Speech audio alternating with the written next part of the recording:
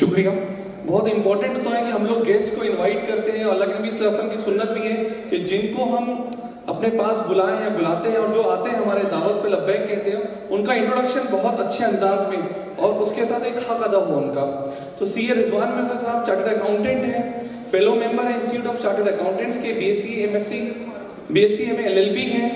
आप rank holder है कई एकेडमिक क्वालिफिकेशंस में। आप इंटरनेशनल रिप्यूट के एक ट्रेनर और मोटिवेटर हैं, बिजनेस कोच हैं।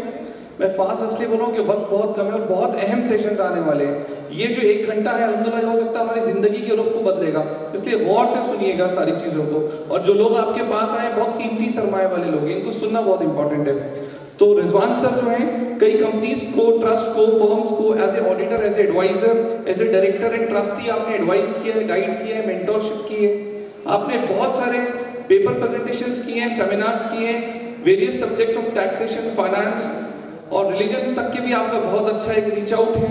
इंटर कंपैरेटिव स्टडीज में आपका बहुत अच्छा रीच आउट है। He is a founder trainer. Sir एक फाउंडर है और चेयरमैन है ग्लोबल फ्रीडम नाम की एक संस्था का। प्यारे भाई, ग्लोबल फ्रीडम जो है ये लोगों की जिंदगी को तब्दील करने का काम कर रही है, ट्रांसफॉर्मेशन ऑफ लाइफ कर रही है, लोगों को तालीम की तरफ जैसे हम लोग बेदार कर रहे हैं, तो लोगों को बेरोजगारी से बचकर कैसे रोजगार में आना है और कैसे स्किल के साथ, नॉलेज के साथ, अपने टैलेंट के साथ और स्किल के साथ हम कैसे लोगों को एक अच्छी तिजारत दे सकते हैं, उसके मौके ग्लोबल फ्रीडम शेयर कर रही है। ग्लोबल फ्रीडम जो सर का है उसका slogan he university of success. Sir एक एंटरप्रेन्योर है जिनके बिजनेसेस इंडिया के अलावा, जिनका बिजनेस इंडिया के अलावा बांग्लादेश, नेपाल और मलेशिया में है, UAE, Dubai, United Arab Emirates में है। सर काफी इंस्टीट्यूशंस में फैकल्टी मेंबर भी हैं as a visiting. Local national important issues पर सर ने बहुत सारी चीजें भी डिस्कस की हैं अपने स्पीचेस में। सर हेल्थ और वेलनेस इंडस्ट्री में बहुत सालों से काम कर रहे हैं, 23 इयर्स का एक वास्ट एक्सपीरियंस है आपका और आप कंपैरेटिव रिलीजन के भी स्टूडेंट हैं। तो मैं वेलकम करना चाहूंगा चार्टर्ड अकाउंटेंट रिजवान मिर्जा साहब को with the topic unemployment crisis in India, challenges and solutions. बहुत अहम है, बिल्कुल अहम, उससे आप सुनिए, इंशाल्लाह आपको बहुत बेहतरीन लगेगा। जज़ाकल्लाह।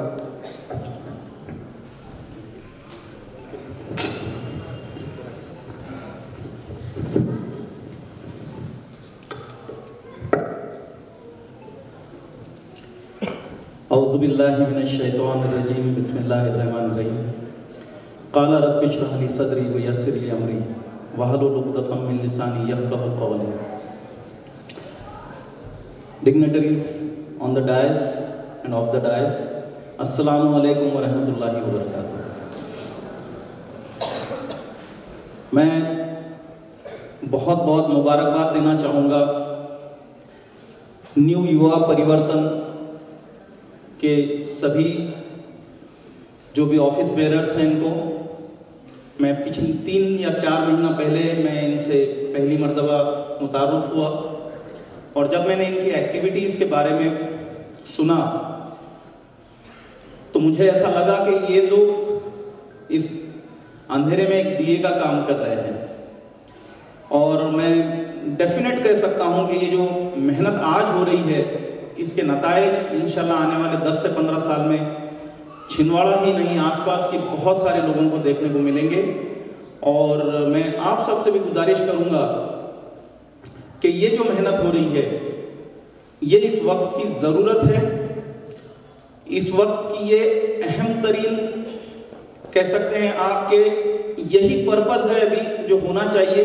और आप इसके मेंबरान बने या बाहर से जितना हो सके इसका ताउन करें।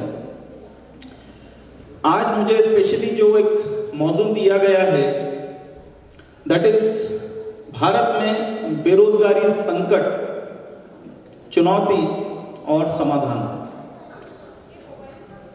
आज कौन है जो ये नहीं जानता कि देश में बेरोजगारी है, पर ये कितनी बड़ी है और इसका कितना असर है, इस पर आज हम थोड़ी चर्चा करेंगे। क्योंकि हम बेरोजगारी सिर्फ उतनी ही समझ रहे हैं कि हमारे घर में एक बच्चे ने पढ़ लिया है और उसे कोई कामकाज नहीं मिल रहा है। इससे ज्यादा हमें इसके बारे में मैं नहीं समझता बहुत अवेयरनेस है। इस पर थोड़ी सी गहराई से हम अभी ध्यान देंगे तो इंशाल्लाह आप पता कर पाएंगे कि आगे क्या। मैं पिछले 22-23 साल से लगभग अनएम्प्लॉयड बच्चों के साथ काम कर रहा हूं,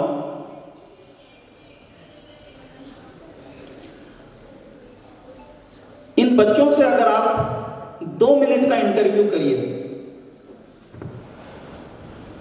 जो बच्चे यहां पे आए तारीफ के काबिल हैं, उनको बहुत ही दिल से मैं मुबारकबाद देना चाहूंगा, उन्होंने नुमाया काम अंजाम दिया है।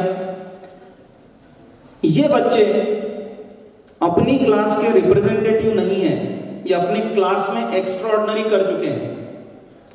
ये डेफिनेटली इंशाल्लाह अल्लाह ने चाहा तो बहुत बड़े बड़े मुकामों पे जाएंगे। मैं बात कर रहा हूं इनके अलावा बाकी के सारे स्टूडेंट्स की, वो कहां जाएंगे? आप उनसे इंटरव्यू करिए, वो अगर 10वीं क्लास में है, 12वीं क्लास में, उनसे पूछिए आगे क्या करेंगे, वो अगला एजुकेशन बताएंगे।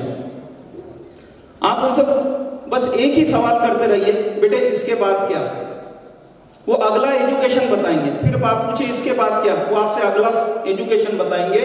और फाइनली किसी एक मुकाम पे जाकर जब उसकी इमेजिनेशन खत्म हो जाएगी तो कहेगा मैं जॉब करूंगा। बच्चा अपनी जिंदगी का 20 से 25 साल उस चीज में इन्वेस्ट कर रहा है जो उसे मिलनी ही नहीं, जो उसे मिलनी ही नहीं है, और उसके लिए वो कोशिश में लगा हुआ है। इस पर मैं एक पावर पॉइंट प्रेजेंटेशन आपके सामने रख रहा हूं, शायद आपके स्क्रीन पर आ गया होगा।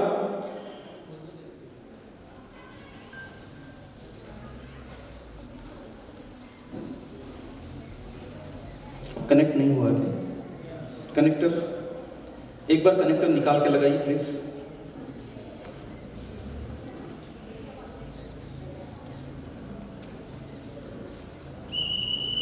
Not working. बार बार देखा होगा कि अगर कुछ नौकरियां सामने आई तो इस तरह से मंजर बन जाता है। एग्रीड? अब अगर मैं आपसे बात करूं कि ये मंजर पिछले 10 साल पुराना है, अगर आज की बात करूं, फास्ट आपने चेंज करना, मैं कहता जाऊंगा। ये मराठी में एक न्यूज़पेपर की कटिंग है जो कह रहा है कि सरकारी नौकर भर्ती पर बंदी, यानी कि गवर्नमेंट के जॉब्स अवेलेबल नहीं है। नेक्स्ट, सेंट्रल गवर्नमेंट के बहुत बड़े मिनिस्टर हैं हमारे नागपुर से, नितिन गडकरी जी, ये कह रहे हैं कि there are no jobs available. और अगर आप देखें तो यहाँ स्क्रीन पे आपके सामने एक न्यूज़पेपर की कटिंग आ रही है जिसमें आपको दिख रहा है कि एमबीए और बीटेक और बड़े बड़े क्वालिफिकेशन लेने वाले लगभग 17,000 बच्चों ने सिर्फ और सिर्फ 114, नेक्स्ट स्लाइड, 114 स्वीपर की पोस्ट के लिए अप्लाई किया। इस तरह के सैकड़ों कटिंग्स मेरी नजर से गुजर रही है, शायद आप लोगों ने भी देखी होगी। इस पर एक छोटा वीडियो जो चल रहा है, ये है, इसकी साउंड बंद है अभी। ये डीएनए करके जी न्यूज का वीडियो है जो ये बता रहा है कि इंजीनियर बच्चे कैसे नाली के अंदर में उतरकर नाली साफ करने की इंटरव्यू दे रहे हैं विदाउट एनी प्रोटेक्टिव गियर्स। ये स्क्रीन पर आपके आ रहा है जहां पता चल रहा है कि 3,700 पीएचडी किए हुए बच्चे पुलिस के सिपाही के लिए अप्लाई कर रहे हैं। यह भी उसी तरह का है। अब ये सारी चीजों के बाद में हो क्या रहा है साहब कि बच्चों को जब जॉब नहीं मिल रहे हैं तो 8 से 10 लाख रुपए एक बच्चे को ग्रेजुएट, पोस्ट ग्रेजुएट या अपने एजुकेशन कंप्लीट करने में माँ बाप का इन्वेस्टमेंट होता है, यस और नो? उसके बाद में जब उसको नौकरी ना मिले तो वो ठेला लगाने पे मजबूर हो गया, क्योंकि उसके पास कैपिटल नहीं है, उसके पास एक्सपीरियंस नहीं है।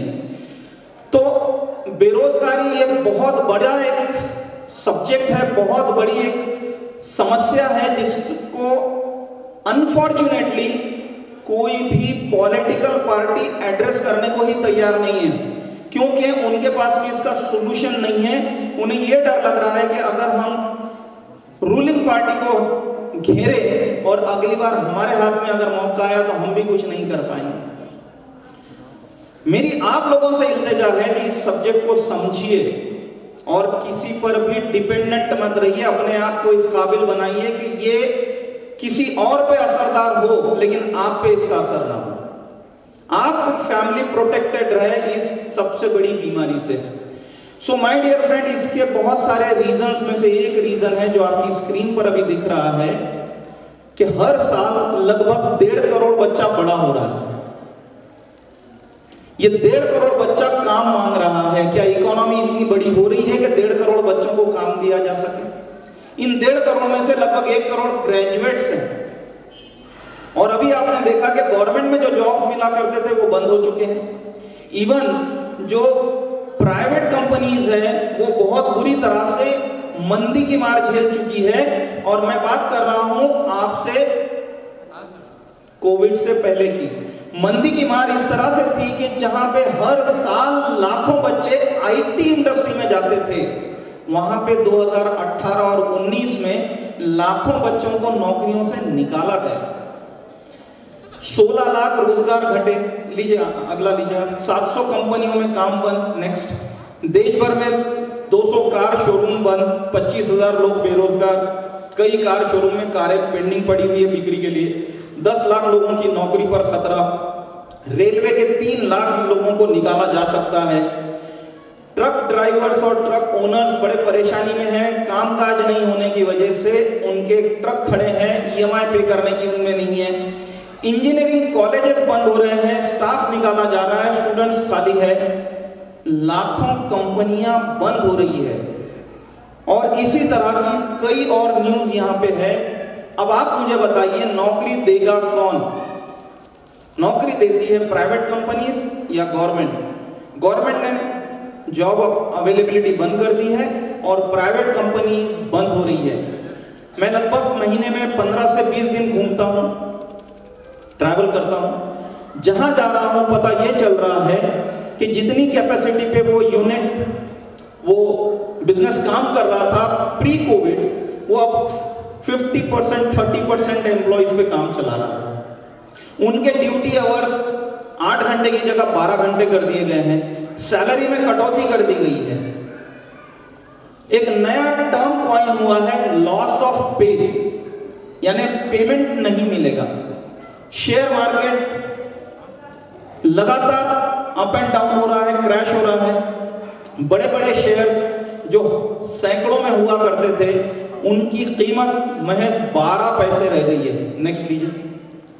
जस्ट 12 पैसे। सिमिलरली रियल एस्टेट का मार्केट, जहां पे कुछ लोगों को कामकाज मिल जाता था, आप देखें तो बड़ी बड़ी रियल एस्टेट की कंपनीज बंद हो गई है। ये बहुत सारा स्टेटिस्टिक्स है मेरे पास में जो आपके स्क्रीन पर आता जा रहा है।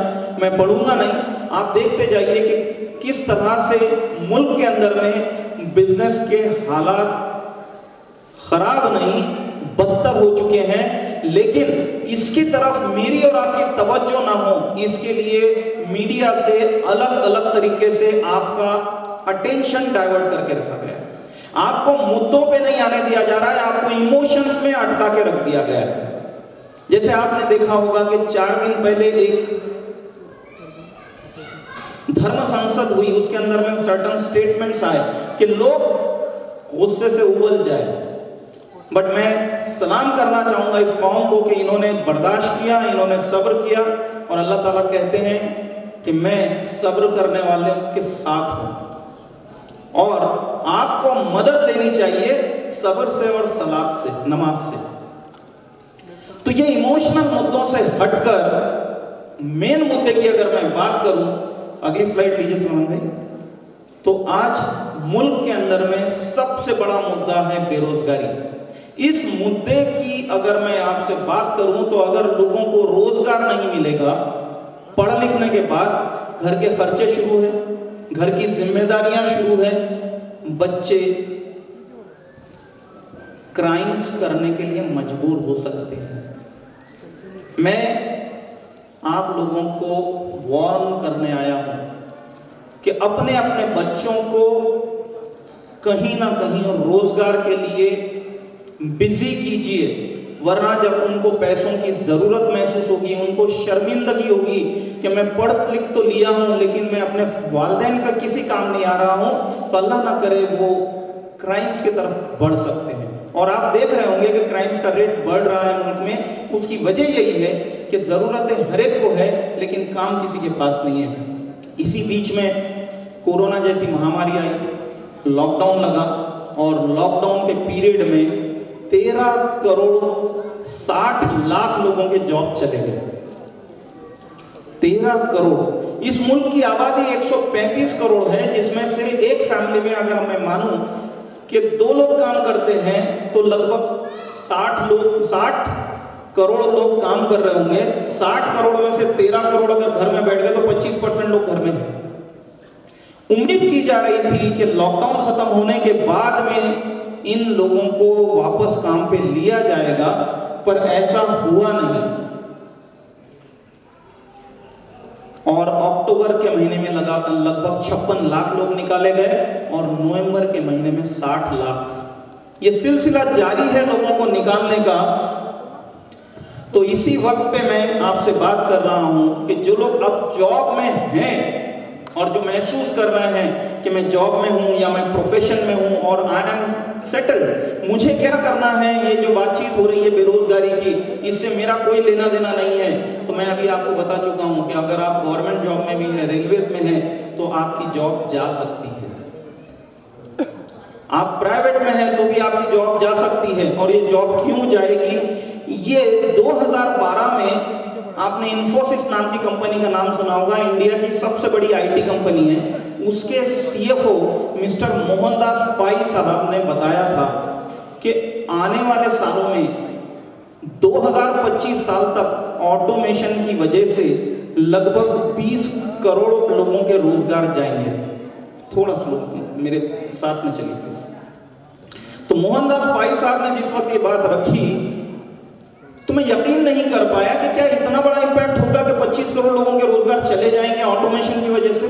लेकिन आज अब 2022 जब आ रहा है तो मैं समझ पा रहा हूं कि कोरोना जिम्मेदार नहीं है, इकोनॉमी जिम्मेदार है, ऑटोमेशन जिम्मेदार है। मैं आपसे ये बातें इसलिए कर रहा हूं क्योंकि अगर हमें खतरे का एहसास हो जाए तो हम खतरे को भांप कर उसके लिए तैयारी में लग जाते हैं। मैं आपको डराने नहीं आया हूं, मैं आपको आगाह करने आया हूं कि ये खतरा आने जा रहा है, इसकी तैयारी करिए।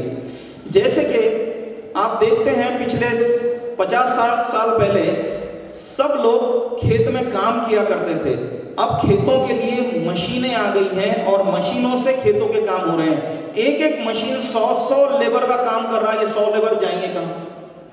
इसी तरह से रोड के काम जो पहले मजदूर किया करते थे, यहाँ मशीनें आ गई हैं। आपने अगर देखा तो इंडस्ट्रीज में जहां पहले लेबर काम किया करते थे वहां पे रोबोटिक हैंड्स और मशीनें आ गई है।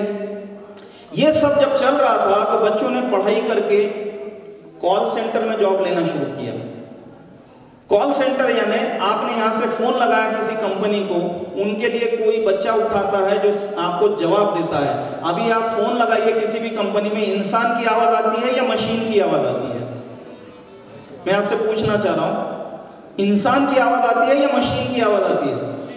यानी कि लाखों बच्चे बेरोजगार हो गए वहां पे। इसके बाद एक रोजगार का अच्छा मौका आया, ओला उबर जैसी गाड़ियां आई। लगभग पूरे मुल्क में 50 लाख बच्चों ने गाड़ियां ले ली। जिन शहरों में ओला नहीं है वहां से वो बड़े शहरों में माइग्रेट हो गए, वहां जाके उन्होंने जॉब लिए। आने वाले दिनों में भी टेस्ला जैसी गाड़ियां आ रही है जो खुद ही ड्राइव करेगी ताकि ड्राइवर की सैलरी ना देने पड़े, तो उनके जॉब भी जाएंगे। एक और बड़ा मौका आया था जोमैटो, स्विगी, अमेजॉन, इसमें डिलीवरी बॉय लग गए थे। अब आप देखेंगे कि डिलीवरी जो है वो ड्रोन से होंगे, हेलीकॉप्टर कहते हैं, ड्रोन। वो एक्यूरेट डिलीवरी करेगा। एक बार इन्वेस्ट कर दिया, कोई सैलरी देनी नहीं है, वो एक्यूरेट करेगा, क्विक करेगा। आपके सामने स्क्रीन के ऊपर में एक पैराशूट है जिसके अंदर में एक वीडियोग्राफर वीडियो ले रहा है।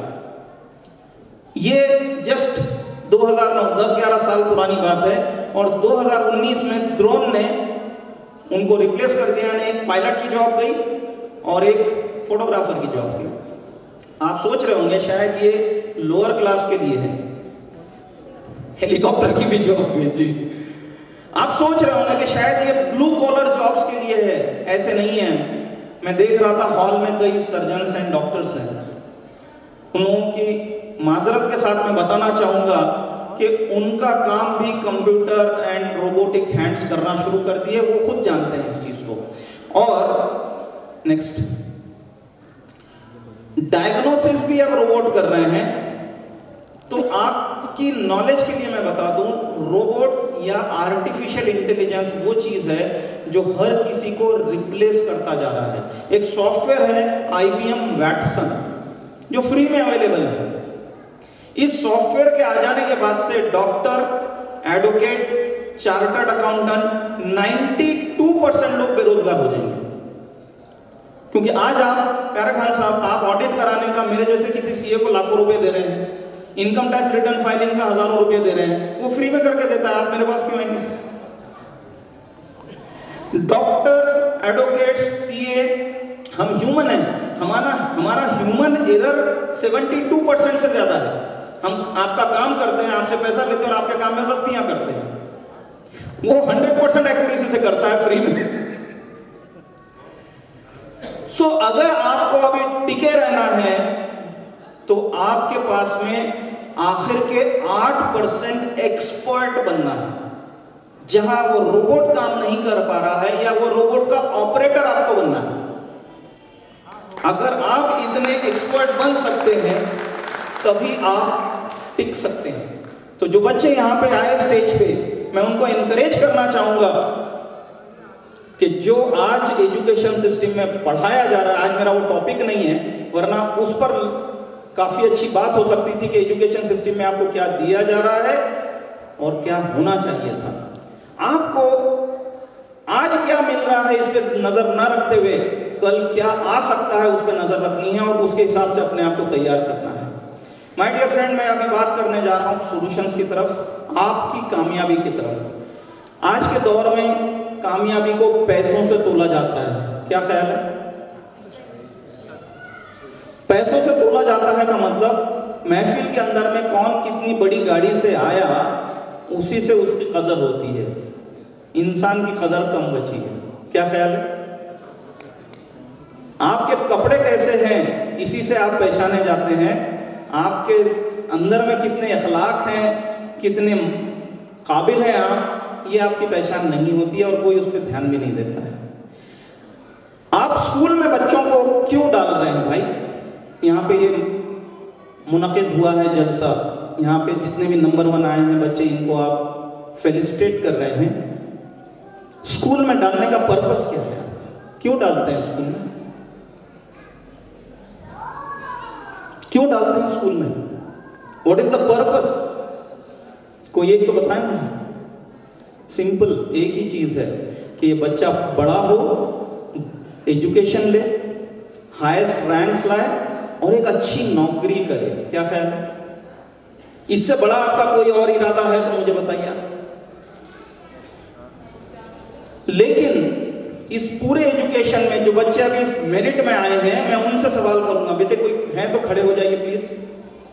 जिनको अभी यहां से अवार्ड मिला कोई है या वो अवार्ड मिलते ही घर चले गए? हाँ, आप है बेटे। कौन सी क्लास पास किया आपने अभी?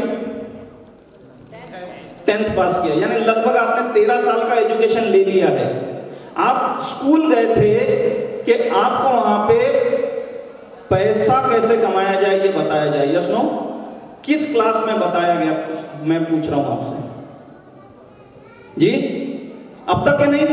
तो ये 13 साल वेस्ट हुए या इन्वेस्ट हुए? मैं सभी जितने भी यहाँ पे मौजूद मेहमान हैं इनके जहन में ये बात खास तौर से डालना चाह रहा हूं। अभी मैं आ रहा था तो मेरे साथ में हमारे साथी थे ओवेस, आज पहली मर्तबा मिला। ओवेस भाई आप हैं? हाँ, पीछे ओवेस भाई बैठे हैं। ये बच्चा आईटी एंड टेलीकम्युनिकेशन के फाइनल ईयर में है। मैंने इनसे एक सवाल पूछा कि भाई आप आगे क्या करेंगे, जो मैं सबसे करता हूं, तो कहे मैं जॉब में जाऊंगा। मतलब जॉब में जाने के लिए आपका जो करिकुलम है ये इनफ है? तो बोले बिल्कुल भी नहीं, वो आउटडेटेड। ये इंजीनियरिंग के फाइनल ईयर के स्टूडेंट बता रहे हैं कि जो मुझे जॉब करना है उसके लिए ये डिग्री किसी काम की नहीं है। डिग्री तो जॉब लेने के लिए है, मुझे तो एक्स्ट्रा कुछ पढ़ना पड़ेगा। उन्होंने 2-3 लैंग्वेजेस के नाम लिए कि जावा पढ़ना पड़ेगा, C++ करना पड़ेगा, पाइथन करना पड़ेगा। जब यही लगता है जॉब्स के लिए तो करिकुलम को बदलते क्यों नहीं? प्लीज बैठ जाइए। मैं आपके सामने में 2 मिनट में थोड़ा सा माहौल को लाइट करने के लिए कोई चीज रखूंगा। पिछली स्लाइड पे चले जाइए, चलो पिछली जी। मैं आपसे थोड़ा सा इन्वॉल्वमेंट चाह रहा हूं, थोड़ी सी आपकी इस बातचीत बनाते हैं, इसको डायलॉग बनाते हैं, ना कि मोनोलॉग कि मैं बात कर रहा हूं। अब ये जो बच्चे मेरिट में आए, जो हमारे सबसे बेस्ट ब्रेन्स रहते हैं, इनको हम कहां डालते हैं? कौन सी स्ट्रीम में जाएंगे ये? आर्ट्स, साइंस, कॉमर्स, मैनेजमेंट, कहां जाएंगे ये? सबसे अच्छी स्ट्रीम क्या मानी जाती है? साइंस मानी जाती है। सबसे बेहतरीन ब्रेन्स जाएंगे साइंस में, वो करेंगे बीटेक करेंगे, एमटेक करेंगे। उसके बाद की सेकंड ब्रांच कॉमर्स मानी जाती है। कॉमर्स वाले बीकॉम एमकॉम करेंगे, बाद में एमबीए करेंगे। एमबीए करने के बाद में वो मैनेजर बनेंगे और ये बीटेक और एमटेक उनके नीचे काम करेंगे। ध्यान दीजिएगा सर मेरी बात। तीसरी प्रेफरेंस होती है आर्ट्स के लिए। आर्ट्स वाले बच्चे बीए करेंगे, एमए करेंगे और ये मेहनत कर रहे हैं हमारे परिवर्तन मंच वाले, उनको आईएएस बनाएंगे। आईएएस वालों के हाथ के नीचे मैनेजमेंट वाले एमबीए काम करेंगे, उनके हाथ के नीचे बीटेक काम करेंगे। कुछ लोग जो फेल हो गए थे, जो कोई प्रोफेशन में जॉब में नहीं जाएंगे, वो पॉलिटिक्स में आते हैं, वो मंत्री बनते हैं और मंत्री के नीचे आईएएस काम करता है, उनके नीचे मैनेजमेंट वाला काम करता है, उनके नीचे बीटेक एमटेक काम करता है। और जो कभी स्कूल ही नहीं गए थे वो बाबा बनते हैं, उनके पैर जो है वो मंत्री पकड़ता है, जिसके नीचे आईएएस काम करता है, जिसके नीचे में मैनेजमेंट काम करता है।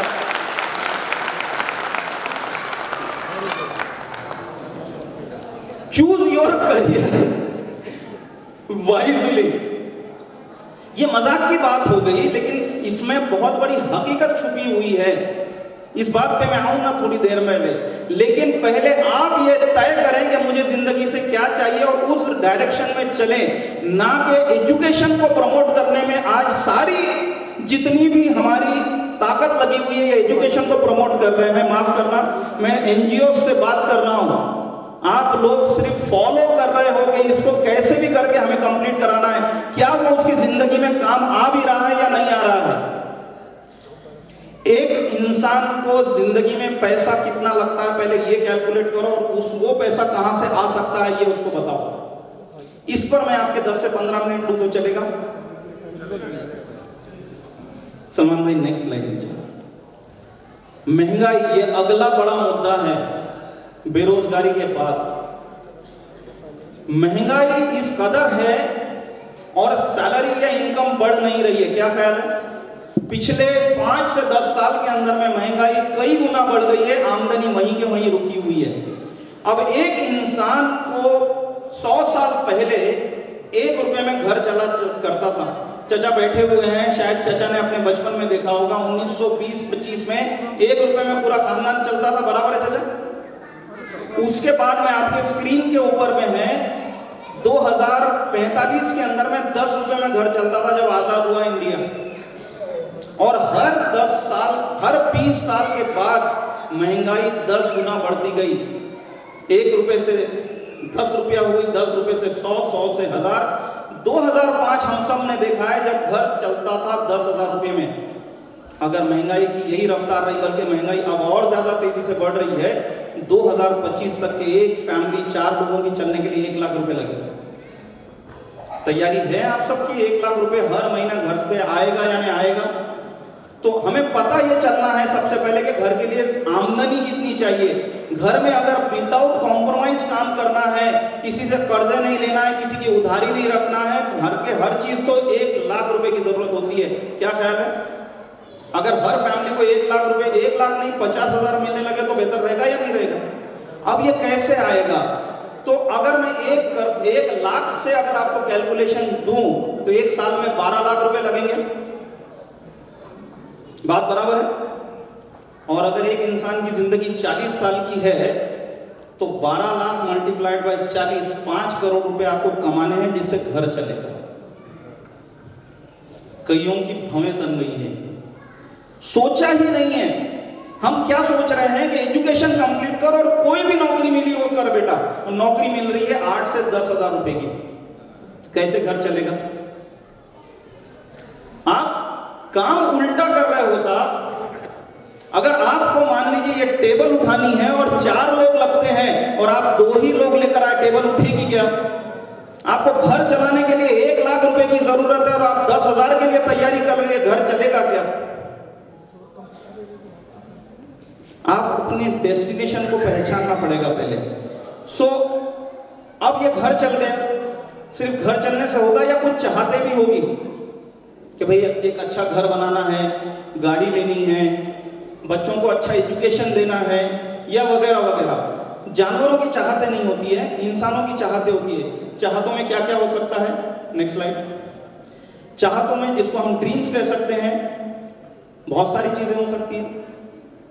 आपकी हर एक की है ये चाहत। अब आप मुझे बताइए, जो सैलरी मिल रही है, आज नौकरी लग नहीं रही है, लग भी गई तो जो सैलरी मिल रही है उसमें घर के खर्चे नहीं हो रहे हैं, तो चाहते पूरी कब होगी?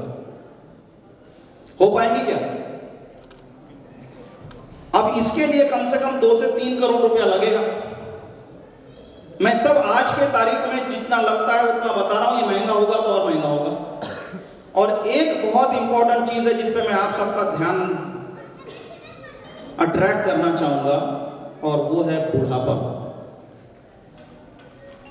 जिसके बारे में जवान लोग सोचने को ही तैयार नहीं है। जवान तो छोड़िए, मेरी उम्र का इंसान भी सोचने को तैयार नहीं है। वो दुआ करता बैठा है कि या अल्लाह मेरी उम्र बढ़ा दे, मेरी उम्र बढ़ा दे। जो उम्र बढ़ा दे की दुआ कर रहा है, मैं उनको बता दूं आपकी उम्र तो अल्लाह ताला बढ़ा देंगे, लेकिन वो जवानी की नहीं, बुढ़ापे की होगी।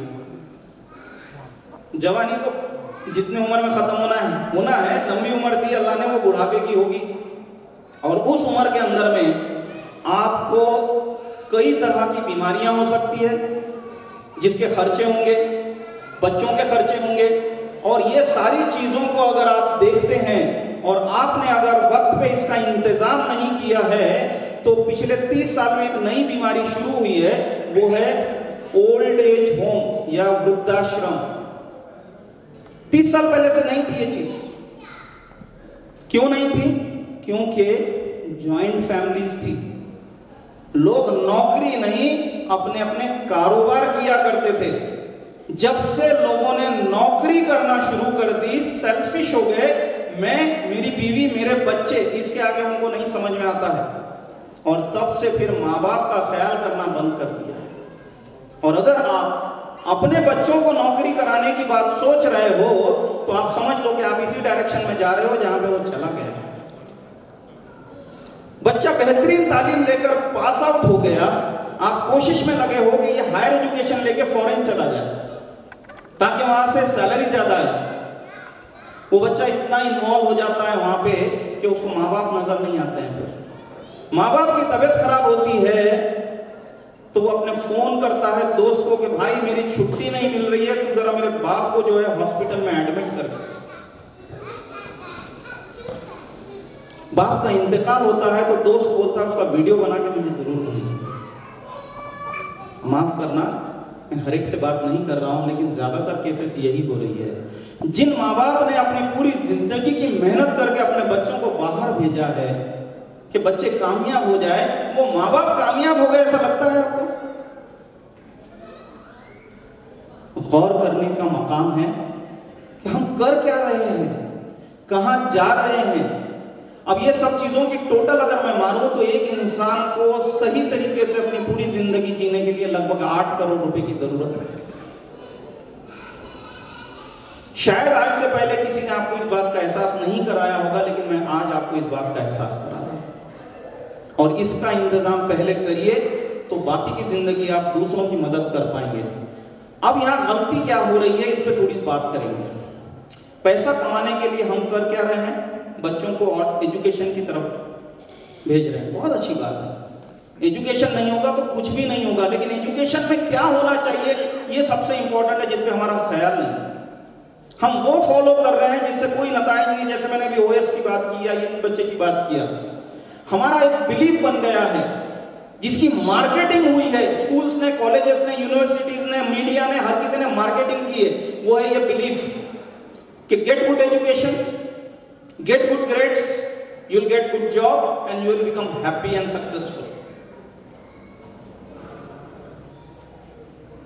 और इसमें से एक इक्वेशन हमारे माइंड में सेट हो गया कि पढ़ाई लिखाई यानी जॉब या प्रोफेशन.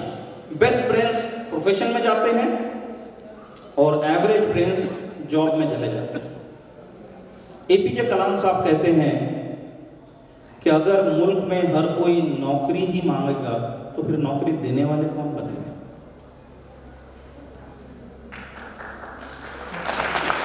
और अगर आज मुल्क में नौकरियों की कमी हो रही है तो कहीं ना कहीं हमारे बीच में महबूब नबी साहब जैसे, तनवीर मिर्जा साहब जैसे या प्यारे खान साहब जैसे लोगों की कमी है. इनकी कदर करिए, इन जैसा बनने की कोशिश करिए ताकि आप सिर्फ अपने बारे में ना सोचे, आपकी ऑर्गेनाइजेशन में हजारों लोगों को काम मिल सके. क्योंकि हर किसी की काबिलियत नहीं होती है कि वो दूसरे को काम दे सके. अब यहां पे एक बहुत ही प्यारा स्टेटमेंट है साहब, जिसको पढ़ना बहुत इंपॉर्टेंट है कि नौकरी दरअसल आज से 100 साल पुरानी आइडिया है. जब इंडस्ट्रियल एज थी, इंडस्ट्रीज में काम करने के लिए नौकरों की जरूरत पड़ती थी. और इसी वजह से जो आज करिकुलम चल रहा है ये हमारा नहीं है, ये लॉर्ड मैकिले ने बना के दिया हुआ करिकुलम है. क्योंकि अंग्रेजों को मालिक नहीं चाहिए थे, नौकर चाहिए. इसलिए बच्चे पोस्ट ग्रेजुएट हो जाते हैं, उनसे ये सवाल कीजिए कि बेटा कौन से साल में आपने ये पढ़ा कि पैसा कैसे कमाया जाए, उनको नहीं पता. करिकुलम में नहीं दिया जा रहा है. मेरे साथ में यहाँ पे पाकिजा एनजीओ जो हमारे इंदौर के हैं, ये बहुत बेहतरीन काम कर रहे हैं. आज मेरा डायलॉग हुआ इनके साथ में. इनकी 32 अलग अलग एक्टिविटी सोशल वर्क में चल रही है. मैं बहुत सबसे गुजारिश करूंगा कि इंदौर के पाकिजा ऑर्गेनाइजेशन के लिए एक बार जोरदार ताली बजाएं. और उनसे मुआतिबाना गुजारिश करूंगा कि इस तरह के वोकेशनल कोर्सेज चलाएं कि जहां पर आप बच्चों को सिर्फ एजुकेशनल एकेडमिक करियर न दें, उनको लाइफ में जो आने वाली मुश्किलात है उसको फेस करने के बारे में बात करें. उनको पढ़ाई करने के बाद में पैसा कमाना ही एक अकेला काम नहीं है साहब.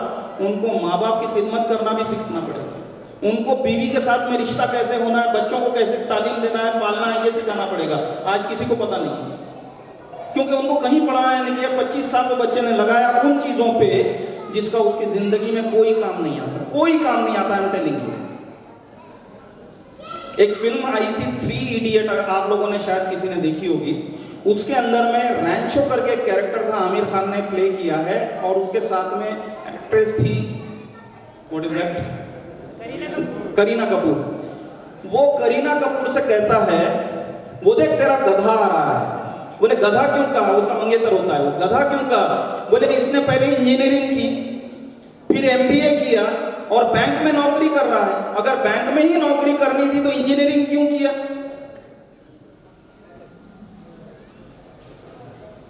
ऐसे कई गधे हमारे आसपास बैठे हुए हैं, हाथ मत उठाइएगा.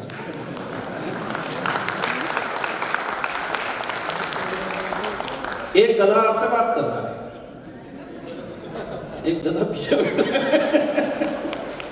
मैंने बीएससी बायोलॉजी की बहुत सारे डिसेक्शंस किए, साथ में लॉ किया, एमए पब्लिक एडमिनिस्ट्रेशन किया, चार्टर्ड अकाउंटेंट करके 31 साल से प्रैक्टिस कर रहा हूं. अब मुझे बताइए इस 31 साल में वो बायोलॉजी के जो डिसेक्शन किए थे फ्रॉग के और कॉकरोचेस के, वो कहां अप्लाई करूंगा?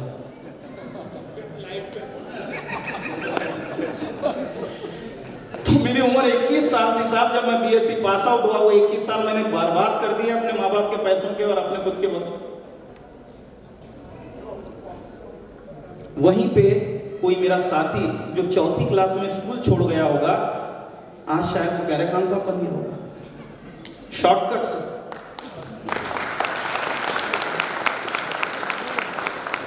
तो आप किस चीज में तवज्जो दे रहे हैं वो बहुत इंपॉर्टेंट है. प्यारे खान साहब बनने के लिए आपको एकेडमिक एजुकेशन नहीं, लेकिन दुनिया की बहुत एजुकेशन लेनी है. मैं उसकी तरफ आपको मुतवज्जा कर रहा हूं. आप जिस भी फील्ड को चूज कर रहे हैं, आपका बच्चा 7वीं 8वीं क्लास में जाने लायक हो गया, उसके इंटरेस्ट को पहचानिए, उसका क्वालिटी कंट्रोल कीजिए और उसको उसी फील्ड में डालिए जहां पे वो चमक सकता है. अगर सचिन तेंदुलकर के माँ बाप उसको सिंगिंग में डाल देते तो आपको सचिन तेंदुलकर मिलता क्या? और लता मंगेशकर के माँ बाप अगर उसको पेंटिंग में डाल देते तो लता मंगेशकर मिलती क्या? सोच कर देखिए, हमने एक फॉर्मूला बना लिया है दिमाग के अंदर में कि जो पढ़ाई करेगा वही कामयाब होगा। बिल गेट्स का मैं एक स्टेटमेंट बताता हूं आपको कि बिल गेट्स ने ये कहा है कि मेरी इंजीनियरिंग कॉलेज के कुछ सब्जेक्ट्स में फेल हो गया और मेरा दोस्त मेरिट में आया, आज वो माइक्रोसॉफ्ट में नौकरी कर रहा है, मैं माइक्रोसॉफ्ट का मालिक हूं। मैं आपको आवाज देने आया हूं यहां पे कि नौकर बनने का ख्याल अपने जहन से निकालो, मालिक बनने की बात को शुरुआत करो। देखिए साहब, नौकरी आप कितनी ही बढ़िया कर लेंगे, आज के दौर में जब तक आपकी जरूरत है आपको नौकरी में रखा जाएगा। जिस दिन आपकी जरूरत खत्म, आप कितने ही काबिल हो, आपको नौकरी से निकाल दिया जाएगा। तो जॉब में क्यों जाता है इंसान? वो सिर्फ एक ही ख्याल से जाता है कि मुझे सिक्योरिटी मिलेगी, मुझे सेफ्टी मिलेगी, मुझे रेगुलर इनकम मिलेगी। ये टोटली बोगस हो गया है, इसका कोई रिलेवेंस नहीं बचा है। जब तक आपकी जरूरत है आप नौकरी में, जिस दिन आपकी जरूरत खत्म आप खत्म। तो ये जो इक्वेशन आपने और मैंने अपने माइंड में डाल दी है कि education is equal to job, मैं आपको आह्वान कर रहा हूं कि हाईएस्ट एजुकेशन लीजिए, हाईएस्ट डिग्रीज पाइए, लेकिन इस ख्याल से नहीं कि ये कंप्लीट करने के बाद मुझे नौकरी करनी है, इस ख्याल से कि मुझे मालिक बनना है, हजारों को नौकरी देनी है। ये मैं आपसे अब ये पूछना चाहूंगा, ये फॉर्मूला आपने देखा था, get a good education, please पीछे रहिए। गेट अ गुड एजुकेशन, बेहतरीन मार्क्स लाइए, नौकरी हासिल कीजिए, आप कामयाब हो जाएंगे। इस फॉर्मूले पे चलकर कामयाब हुए ऐसे पूरी दुनिया जिनको कामयाब मानती है, ऐसे 50 लोगों के नाम बताइए मुझे। Get good education, get good scores, get good job and you will become successful. 50 लोग बताइए जिनको दुनिया कामयाब मानती है। या मैं आपको 500 नाम देता हूं जिन्होंने इस फॉर्मूले को यूज नहीं किया और कामयाब हो गए, जो आपके स्क्रीन पर है, जो यहां डायस पर बैठे हुए हैं। यहां अगर इस डायस पे बुलाया गया तो उस फॉर्मूले से नहीं बुलाया जो फॉर्मूला हमने अपने बच्चों पे लगाना शुरू कर दिया। इसके अलावा और एक और स्क्रीन है। हमें लगता होगा कि साइंटिस्ट बनने के लिए एजुकेशन लेना पड़ता है। ये स्क्रीन में आधे साइंटिस्ट है जिन्होंने स्कूल कॉलेज छोड़ दिया था। मैं आपको एनकरेज नहीं कर रहा हूं स्कूल कॉलेज छोड़ने के लिए, लेकिन इस बात की तरफ ध्यान दिलाना चाहता हूं कि 17 साल की उम्र में माइक्रोसॉफ्ट के ओनर बिल गेट्स ने अपनी कंपनी शुरू कर दी थी। मार्क जुकरबर्ग ने फेसबुक बना लिया था। 18 साल की उम्र में स्टीव जॉब्स ने एप्पल कंप्यूटर्स खोल दिया था।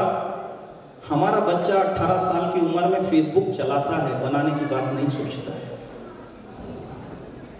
कहीं ना कहीं हमारे बच्चों को भी इस तरफ में गौर करना चाहिए और माँ बाप को भी इस तरफ तवज्जो करनी चाहिए कि बच्चे का वक्त जा कहां रहा है।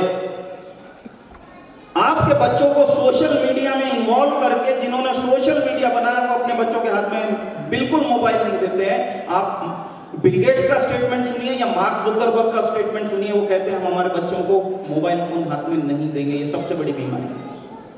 आपका भी वक्त जाया कर रही है, बच्चों का भी वक्त जाया कर रही है। सो माय डियर फ्रेंड, ये जो आपने एक बिलीफ लिया हुआ है कि गेट गुड एजुकेशन, इससे बाहर निकली, ये टोटली रॉन्ग बिलीफ है। सो कुछ बातें आपसे करना चाहूंगा। और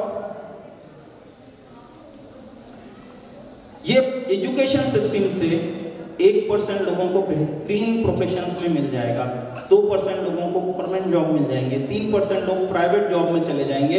इसके अलावा और 4% बच्चे जो है वो कहीं ना कहीं एब्जॉर्ब हो जाएंगे। इस तरह से टोटल 10% बच्चों को आपने एब्जॉर्ब करा दिया। व्हाट अबाउट रिमेनिंग 90% बच्चे? मैं आज आप लोगों को इसी का सॉल्यूशन देने के लिए छिंदवाड़ा आया हूं। 90% बच्चों का क्या करेंगे आप? इनफैक्ट मैं पिछले 22 साल से इन्हीं बच्चों के साथ में मेहनत कर रहा हूं। इंडिया के अंदर में जो जॉब में है, क्या वो हैप्पी है? ऐसा लगता है आपको? जरूरत हमने देखा था 1 लाख रुपए की। ये इकोनॉमिक्स टाइम्स की कटिंग है मेरे पास में, जो बता रही है कि इंडिया के अंदर 90% लोगों की फैमिली इनकम 12,000 से ज्यादा नहीं है और 50% लोगों की इनकम 5,000 से ज्यादा नहीं है। कैसे घर चलाएंगे ये लोग।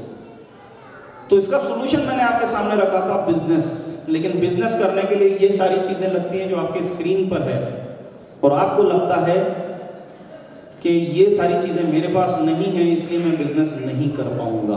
खैर, सही है आपका कहना।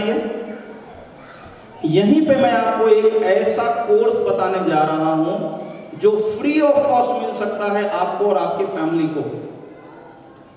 इस कोर्स को मैं अभी जो आप स्कूल कॉलेज से एजुकेशन ले रहे हैं उस कोर्स से कंपेयर करना चाहूंगा। जो स्कूल कॉलेज का कोर्स होता है वहां पे आप और आपके बच्चे 15 से 20 साल एजुकेशन लेते हैं। Yes no? हेलो? पैसा कितना कमाते हैं इस 15 से 20 साल में? कुछ भी नहीं, जीरो। उसके बाद 3 से 4 साल काम ढूंढते हैं, फिर काम मिल गया तो 30 से 40 साल काम करते हैं, फीस, सैलरी या प्रॉफिट लेते हैं। और एक वक्त आता है जब उनके हाथ पैर थक जाते हैं, काम नहीं कर पाते हैं, तो बेगारे होकर घर पे पड़ जाते हैं, जिसको आप रिटायर बोलते हो। पहले पेंशन मिला करती थी, अब जीरो पेंशन, कोई पेंशन नहीं है। वो पीरियड ऐसा होता है कि अगर उनके पास सेविंग्स है तो वो चल पाएंगे, सेविंग्स नहीं होंगे तो परिवार या सरकार पे आश्रित हो जाएंगे। इसके बरक्स मैं आपको एक कोर्स के बारे में बताने के लिए आया हूं। ये कोर्स 6 से 12 महीने में आप घर बैठे अपने मोबाइल के एजुकेशन में कंप्लीट कर सकते हैं। और अगर आपने कोर्स को सीरियसली लेकर कोर्स में बताए हुए तरीके पे काम करना शुरू किया तो आप पहले महीने से 5,000 से 50,000 रुपया महीना कमा सकते हैं। ऐसा अगर आप 1,000 दिन के लिए करते हैं तो लगभग 1 लाख रुपया महीना जो आपकी फैमिली की जरूरत है ये ले सकते हैं। और 2 से 3 साल काम करने के बाद अगर आप चाहो तो 2-3 लाख रुपए महीना जब इनकम हो जाए तो रिटायर हो सकते हो, आपकी इनकम शुरू होगी इंशाल्लाह। इस कोर्स का नाम है दोस्तों मिशन 1000। मिशन 1000 ही हमारा मिशन है, जिसपे मैं जो सलमान भाई बता रहे थे कि मैं और मेरे साथी मिलकर काम कर रहे हैं। हमने बहुत थोड़े से शुरू किया था, लेकिन आज वर्ल्ड वाइड अल्हम्दुलिल्लाह 1,82,000 लोग इस कोर्स पे रजिस्टर्ड हैं। 1,82,000। इसका एक ही मिशन है कि बच्चों को 1 लाख रुपए की इनकम तक के पहुंचाया जाए। मिशन 1000 का मतलब है उस बच्चे ने अपना 6 से 12 महीने का एजुकेशन कंप्लीट करने के बाद मिनिमम 1000 डेज उसको अप्लाई करना है हमारी टीम की निगरानी में, जो कि टोटल फ्री है, उनको कोई कॉस्ट नहीं पड़ती है इसकी।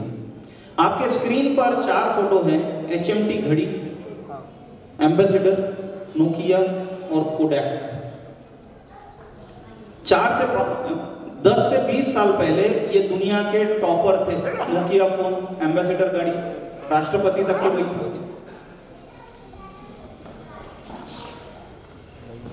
आज इनमें से एक भी ब्रांड नहीं दिखती है आपको, ये खत्म हो गई क्योंकि इन्होंने अपनी सोच नहीं बदली।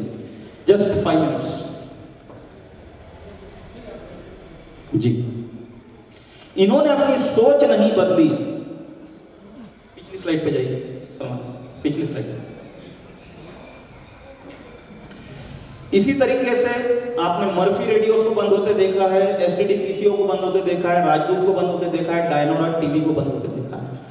क्या वजह बनी, क्यों बंद हुए ये सारी बड़ी बड़ी ब्रांड, दुनिया के नंबर 1 थे ये? क्योंकि इन्होंने अपनी सोच नहीं बदली। जिन्होंने अपनी सोच बदली उन्होंने STD PCO था, STD PCO बंद हो गए तो उसी जगह पर इंटरनेट कैफे शुरू किए। जब इंटरनेट कैफे भी बंद हो गए, डेटा आ गया हाथ के हाथ में, तो डेटा बेचना शुरू कर दिया। सोच को बदलना पड़ेगा। आपको मुझे भी सोच बदलने की जरूरत है। आज मेरे पास में इतना वक्त नहीं है कि मैं इसके पूरे सॉल्यूशन पे आपको ले जाऊं, लेकिन मैं आज आपके जहन में एक ही बात डाल के जाना चाह रहा हूं। जो कर रहे हो वही करते रहोगे तो जो मिल रहा है वही मिलता रहेगा। अगर चाहते हो कुछ अलग तो करना पड़ेगा कुछ अलग। इनफैक्ट जब मैं छिंदवाड़ा आने की बात तय हुई तो मेरा एक और ग्रुप है यहाँ पे, उन्होंने मेरा वक्त लेके आज 4 बजे का एक सेशन रखा है देव इंटरनेशनल में, जिसका नाम है आजादी की ओर। यहां से मुझे वहीं जाना है। ये लगभग 3.5 घंटे का सेशन है, जहां इससे आगे की बात मैं कर रहा हूं कि कैसे आपने अगर अपनी सोच को थोड़ा बदलने की कोशिश की तो इंशाल्लाह आपके और आपके फैमिली के अंदर में आने वाले कुछ ही महीनों में कम से कम 1 लाख रुपए की आमदनी आ सकती है। सो माय डियर फ्रेंड, आप सब लोगों ने मुझे गौर से सुना। ऑर्गेनाइजर्स का मैं बहुत बहुत शुक्रगुजार हूँ कि उन्होंने मुझे नागपुर से यहाँ तक इनवाइट किया, बेहतरीन इंतज़ाम किया और यहाँ पे मुझे बात करने का मौका दिया। स्टेज पर जितने भी लोग हैं उन्होंने काफ़ी गौर से मुझे काफ़ी देर तक सुना। मैं सभी का शुक्रिया अदा करता हूँ अपनी बात। Thank you so much.